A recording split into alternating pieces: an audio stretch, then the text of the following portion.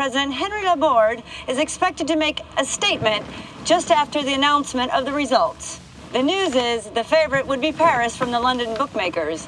But the natural choice may be something different. Nancy Tate, NCC. Je pense que c'est assez intéressant d'essayer d'être dans la tête, entre guillemets, du président et de se dire qu'est-ce qu'on ferait nous à sa place. Qu'est-ce qu'on ferait nous? On peut critiquer, et je suis le premier d'ailleurs à le faire, à critiquer des actions, ou plutôt des inactions, de tel ou tel membre d'État, c'est-à-dire que ça peut être un président, ça peut être un maire, mais qu'est-ce qu'on ferait à sa place? Et donc, en l'occurrence, l'interactivité m'apportait ce pouvoir, entre guillemets, ce pouvoir-là, d'être à la place du président, et de dire, voilà, si j'étais à sa place, qu'est-ce que je ferais? Attends. Si je marche avec lui, j'engage la France dans une guerre. Faire la guerre. Ne pas faire la guerre. J'ai conscience que, en interrogeant le spectateur au milieu d'un film, on va le déranger. On va le déranger.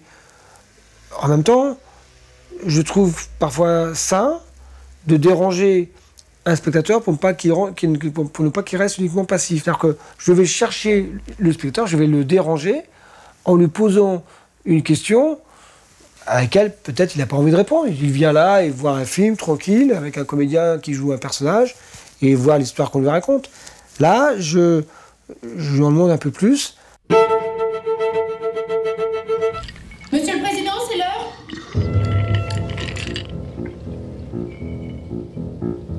J'y vais. J'y vais pas.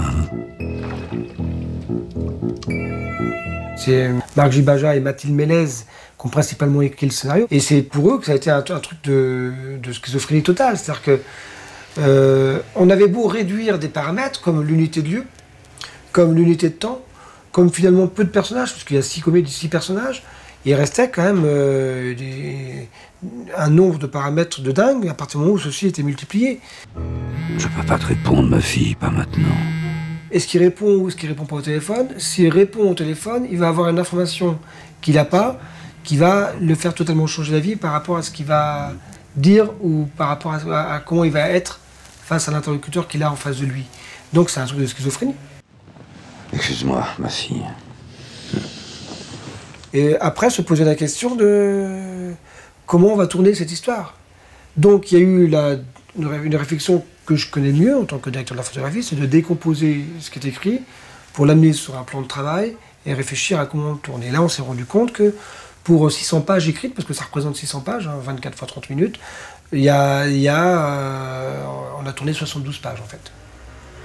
72 minutes utiles pour 24 films de 30 minutes. Monsieur le Président, on a les JO ou on n'a pas les JO? Allez me chercher Gilbert, je l'attends dans ma suite. Tontal, ça se passe dans un lieu unique, qui est un hôtel international. Pour la petite histoire, il se trouve que on a tourné à l'hôtel Carlton de Lille. Mais c'est vraiment la petite histoire, c'est-à-dire que c'est le hasard qui a fait que nous tournions dans cet hôtel qui est devenu tristement célèbre avec l'intervention d'un autre homme politique. Et je me suis rendu compte au cours de ma petite histoire que plus le cadre était finalement rigide et plus à l'intérieur on pouvait créer des choses différentes. Et c'est pour ça que je suis assez partant, moi, des unités de lieu.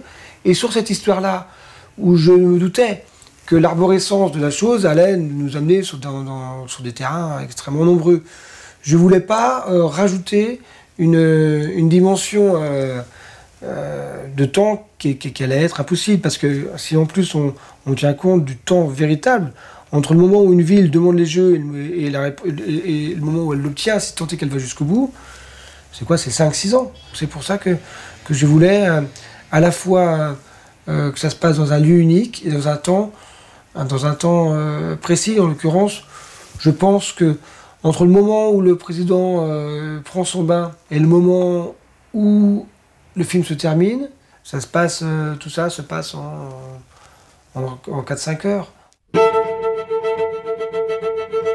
Marie-Josée Pérec avec Cathy Freeman sont en train de faire l'effort. Cathy Freeman qui sent toujours le souffle de Marie-Jo derrière elle.